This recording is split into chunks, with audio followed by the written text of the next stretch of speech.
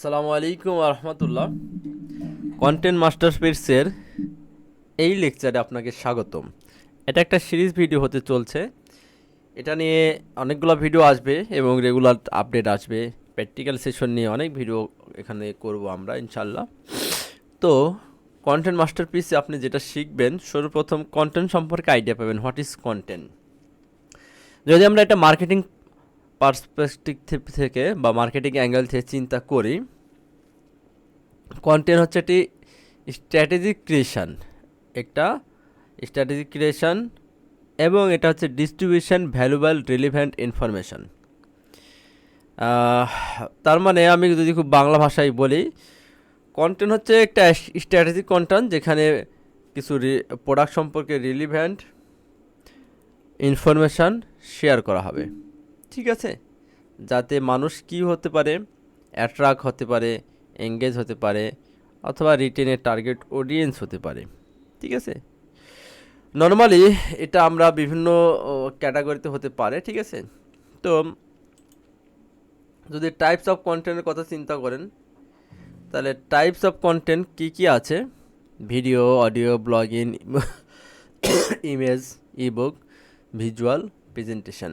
ওকে, তো এখন এখানে একটা কথা চলে আসে যে কন্টেন্ট আর কপিরাইটের মধ্যে পার্থক্য কী। অবশ্যই এর মধ্যে পার্থক্য আছে। সকল কপিরাইটই কন্টেন্ট হলেও সকল কন্টেন্ট কপিরাইট নয়, এই কথাটা এখানে প্রযোজ্য হবে, ঠিক আছে। এটা আমি চ্যাটজিপিটির সহযোগিতায় আপনাদেরকে এই কপিরাইট এবং কন্টেন্টের পার্থক্য আপনাদেরকে দেখাবো, ঠিক আছে। তো আমরা এখান থেকে যদি দেখি যে কন্টেন্ট বলতে কি বোঝায়। কন্টেন্ট বলতে বোঝায়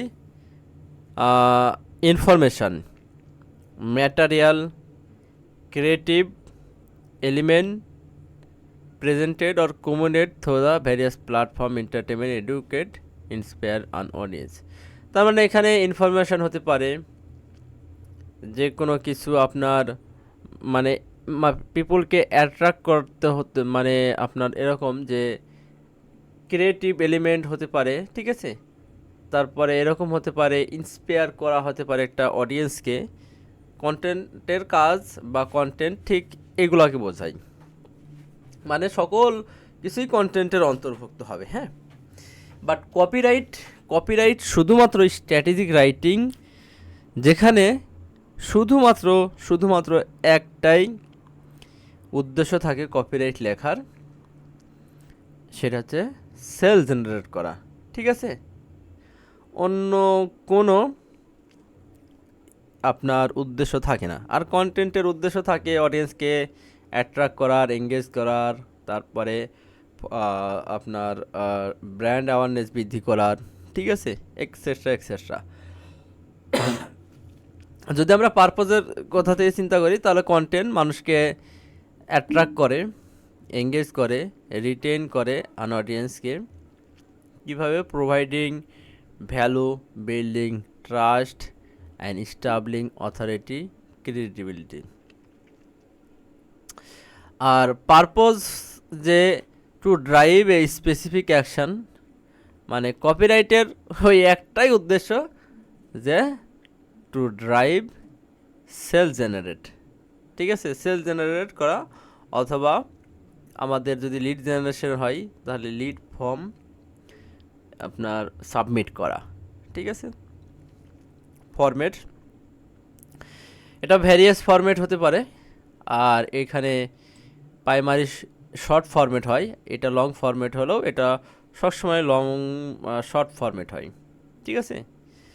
এটার টন সবসময় informative, entertaining, educational, inspirational, conversational হয়, ডিপেন্ডিং টার্গেট অডিয়েন্সের উপরে। আর এটার হয় আপনার পারসুয়েসিভ, কমপ্লেনিং, অ্যাকশন ওরিয়েন্টেড, মানে মোটিভেটেড টাইপের হয়, যা দেখেই সে জিনিসটা ট্রিগার করে। ফোকাস করা হয় আপনার প্রবলেম সলভিং, প্রোভাইডিং ভ্যালু। আর এখানে ফোকাস করা হয় সেল জেনারেট করতে, ঠিক আছে। অডিয়েন্স রেসপন্স, এখানে অডিয়েন্স রেসপন্স মোটামুটি আপনার একটু স্লো বা লয়ালিটি বিল্ড আপ করে। আর এখানে অডিয়েন্স রেসপন্স সুপার ফাস্ট হয়, দেখা মাত্রই পড়া মাত্রই সে ইয়া করে, ঠিক আছে, আপনার ক্লিক করে, আপনার পারচেস করতে আগায় যায়, ঠিক আছে। তো এই হচ্ছে কপিরাইট আর কন্টেন্টের পার্থক্য, ঠিক আছে।